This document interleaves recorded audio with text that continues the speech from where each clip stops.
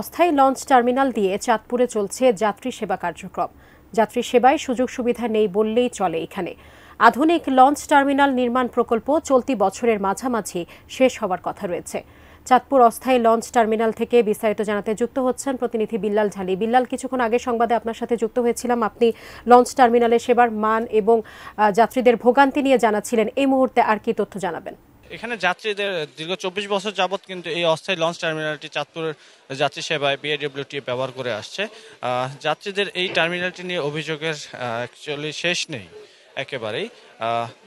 এখানে যাত্রীদের বসার জন্য পর্যাপ্ত ব্যবস্থা নেই, তাদের ওয়াশরুমের ব্যবস্থা নেই। এছাড়াও রোদ, বৃষ্টি, ঝড়, এই বর্তমানে যে শীতের মৌসুম চলছে, এখানে যাত্রীদের একদম খোলা পল্টনের মধ্যে দাঁড়িয়ে থাকতে হয় লঞ্চের জন্য। তারা দীর্ঘক্ষণ তাদের এখানে কোনো ধরনের সুযোগ সুবিধা নেই, পানি পানের ব্যবস্থা নেই। এছাড়াও তারা সিএনজি অটো ড্রাইভার যারা আছেন, যখনই একটি লঞ্চ ঘাটে এসে ভিড়ে তাদের কিন্তু টানা হেঁচড়ার মধ্যে পড়তে হয় এক প্রকার। কার আগে কে যাত্রী নেবেন, এ ধরনের পরিস্থিতি তৈরি হয়ে যায় এখানটাতে। তো যাত্রীদের এই সব বিষয়গুলি নিয়ে অনেক অভিযোগ রয়েছে। আমি বিআরডব্লিউটির যারা কর্তৃপক্ষ আছেন এখানকার দায়িত্বে, তাদের সাথে কথা বলেছিলাম। তারা বলছেন যে আধুনিক লঞ্চ টার্মিনাল নির্মাণের যে প্রকল্পটি চালু আছে সেটি এই চলতি বছরের মাঝামাঝি সময়ে শেষ হওয়ার কথা রয়েছে।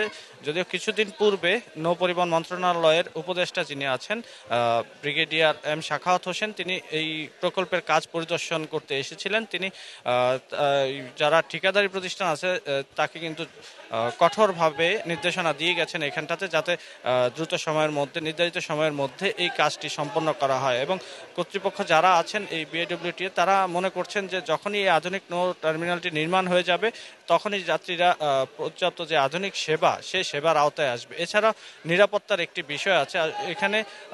আইন শৃঙ্খলা বাহিনী, আমি সকাল থেকে এখানে অবস্থান করছি, এখানে আইন শৃঙ্খলা বাহিনীর কোনো সদস্যকেই আমরা আসলে দেখতে পাইনি এখানটাতে। অনেক সময় যাত্রীদের অভিযোগ হয় যে যখন ঘটনা ঘটে তারপরে কিন্তু তাদের আগমন হয় এই ঘাটটিতে।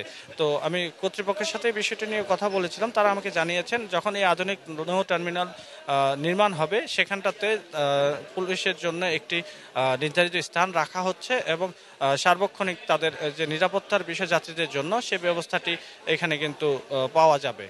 বর্তমানে যে সেবাগুলি নেই সেই সেবাগুলিও পাওয়া যাবে এখানটাতে।